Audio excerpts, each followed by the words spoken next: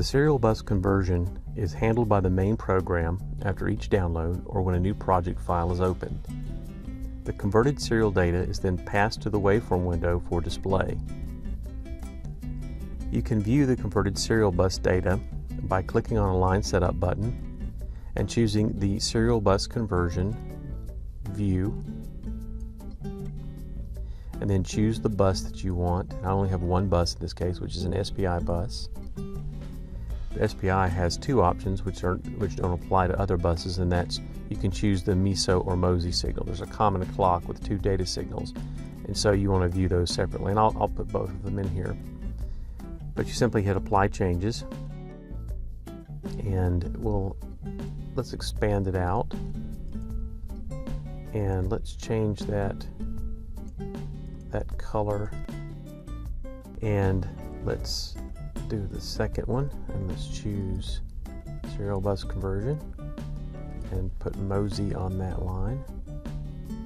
Apply changes, and we can expand it out. And you can see the raw signals are viewed by clicking the expand contract button on the far left of the setup buttons. If you have a blank line where you see no serial bus data and you expand the bus out and you don't see any raw signals, then you haven't captured a trace yet. You need to hit the go button and capture some data. If you can see the raw signals but there's still no converted data on the line, then there's probably an issue with your serial bus definition or the trace data. Look at the raw signals and make sure that the clocks look reasonable, and go back to the setup window and look at your serial bus definitions. Make sure the baud is right, make sure your channel connections are correct, and so forth. And then hit the reconvert open data button and go back to the waveform window and look at the data. And you may have to play around with it. I always recommend capturing small traces.